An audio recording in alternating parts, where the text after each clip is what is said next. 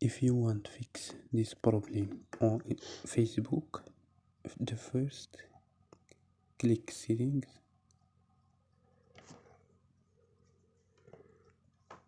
and click apps and notifications. Click apps, search Facebook or Lite, Facebook Lite,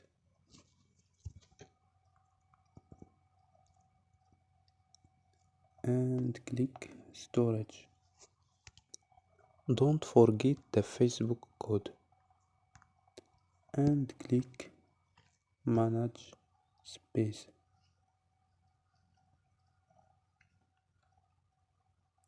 After click OK or click delete data. So don't forget like and subscribe. Bye.